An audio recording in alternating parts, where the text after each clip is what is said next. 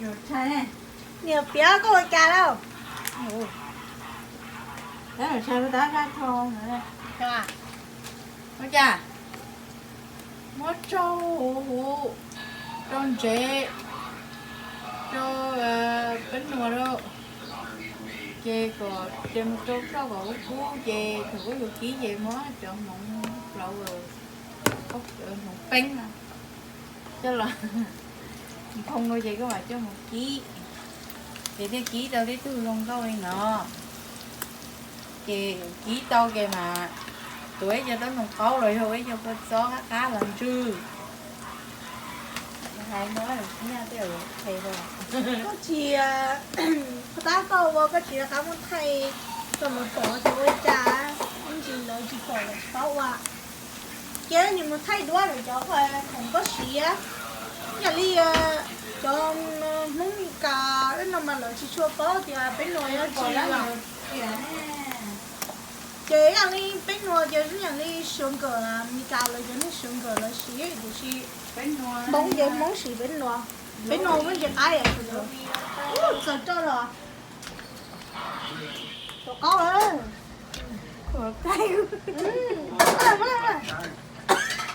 có bao nhiêu cái giá hay là xiêm tre tôi có bánh đâu nó nó ôn tre hết tôi có nó tôi chọn bụng nó tôi bỏ luôn cái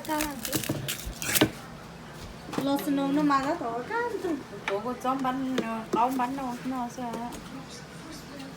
tôi ý điền tre nó soft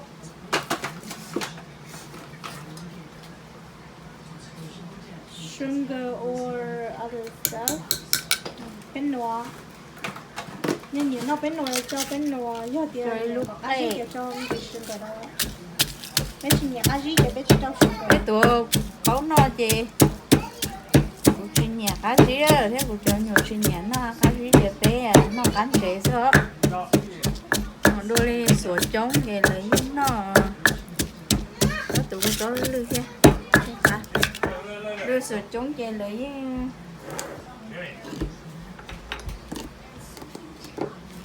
món đâu bánh chè dùng lại gì mất một chứ sủa trống về lấy nó cá gì ha cái sự của tụi có gì của chuyên nhà trên đâu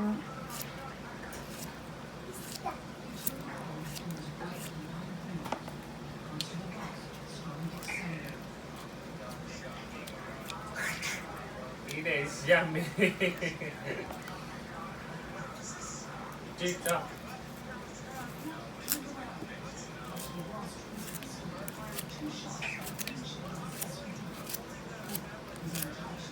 mẹ trâu chỉ lừa liếc ra rồi về trâu tụi nó vô về trâu luôn à chỉ lừa dậy nó là dùng nhiều chứ không được nhẹ trong động tại thì của trâu của có gì của chưa mami mình đổi nó sẽ nữa cặp tí ma trâu nó đâu kìa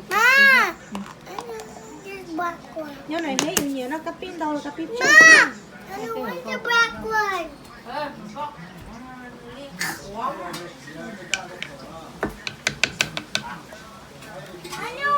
cái nhà có mình đi gò khả năng đi vậy trâu cặp tí rồi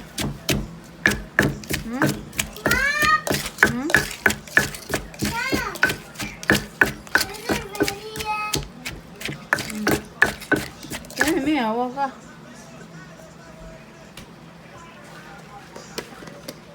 cặp tí trà nó về cho cùng cặp phổi rồi tổ khấu nữa qua thì của chú cho ác trên đâu tụi nó sẽ chơi những cái cá rít rồi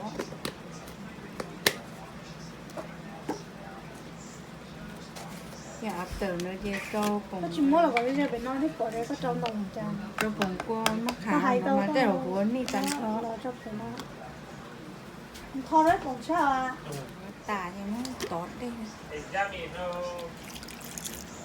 Why you not eating meat? Cái gì mà trường thô cùng xé này có với khoan nhẹ nhàng thấy bụng luôn dạng con á 就是蹦好大了，就专门一类都是。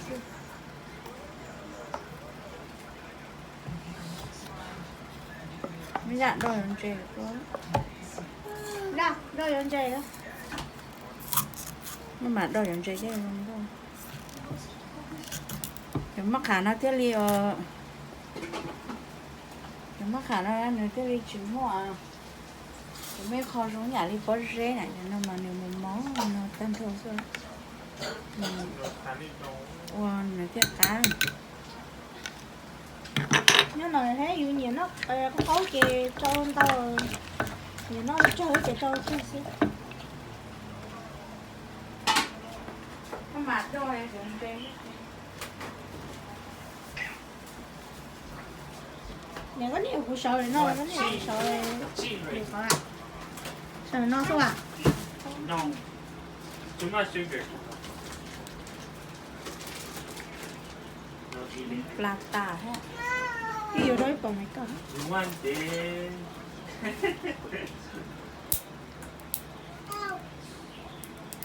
bé chỉ chơi tủa các cá bé tủa bánh đâu xứ này nên là You need cái frozen. You watching Frozen, let it go. Okay. giờ nó ra nó từ từ I, từ nó ta lên hà you watch it, I need to go. I không mấy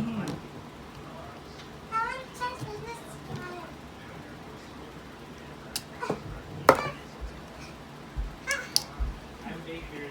thổ lọt thổ gì không mấy Bigger. No. ta cứ trấu thổ vậy thôi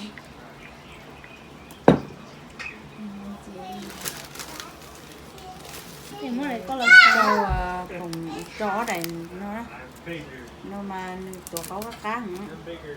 còn chị nhiều cháu có bà lè không tính nên cho nên Yo.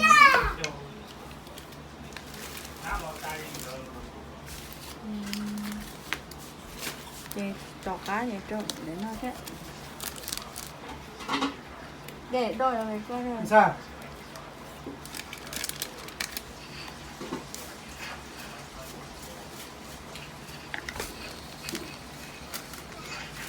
ra sai là con còn nó nung nữa kín nó ha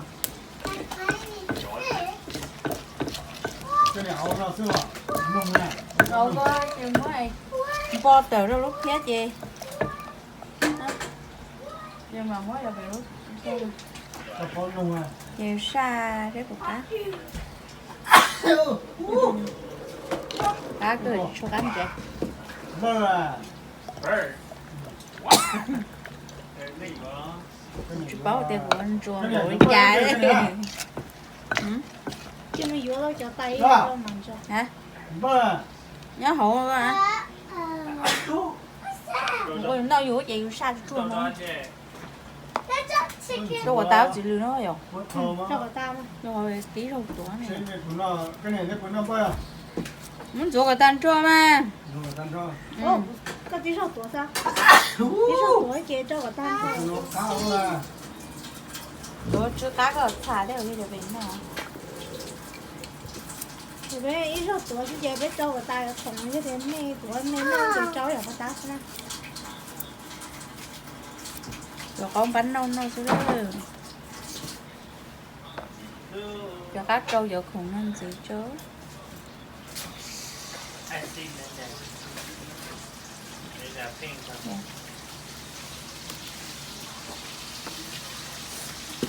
Do you want birdie? cái thức đá đi cái nó Giờ nó mất qua nó là cái gì nhỉ nó tuổi giờ nó giờ có giờ có tuổi nhỉ nó đo giờ thì chết You rồi. want fries? được bé chỉ nhiệt đâu Bé chỉ nhỉ đo giờ cái nó tuổi. nó kia này cái tỏ nó cũng cô rồi bé chút tí mẹ thỏ Còn đủ lâu chưa?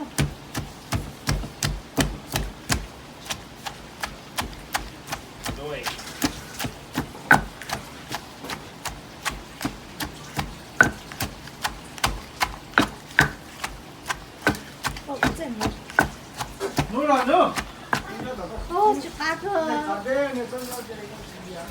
chú cá thôi được tệ mà anh nói mà anh nổ á sao rồi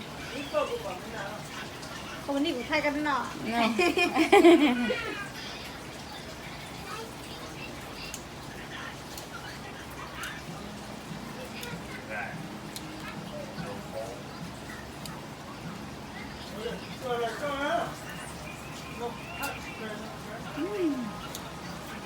À cửa. Giờ các chú nó bò ra sau hậu quả.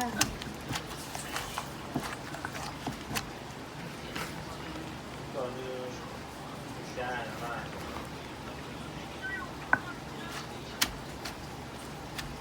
món nữa đã trượt phô cái núi hậu xía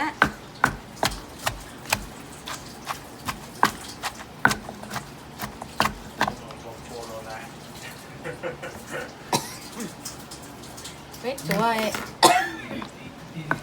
Gì đâu. ông bán ông nói nên nhẹ thì nên họ cho một số tuổi bây giờ để trồng cá gì mà nhẹ nó bán nâu sao cho họ cá phụ nó gì cho Nhớ là thấy gì nó nhẹ sức. cho chị nhẹ cho nhẹ và cô có đúng kia ấy cô phải lên được chứ nó được nhẹ tụi nó nhẹ nữa đó cho nó rồi Đâu mới nó tay đâu ba. lý do nó là Làm gì con đó. chỉ sai thế của cá rồi nó biết tụi ông nó suy chè làm mất thay cái rồi nó cho nó rất tụi rồi nó số hả chị cái nữa mà cũng chè cũng chuyển lên cái điều bé nhện nó cấu em bánh nó không chỉ cá nào Chả cao. Mà nó chỉ.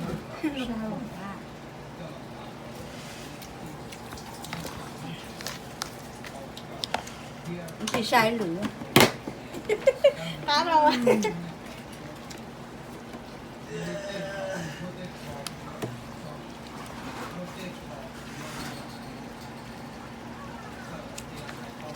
Nó có bánh đâu hơn chị. Rồi rung nó ra. Chị anh chị chị có hai chị biết mày năm thôi thằng anh chị WhatsApp rồi video á thì chị cũng nhiều món này chị cũng tao là khai chị cái chị bảo thì thằng nhiều món đo lên cha chị cũng nhiều mà tiếc chị nó gì nó đi nấu kê đó chị kia nó biết tài nó không có rồi chị ta nó sữa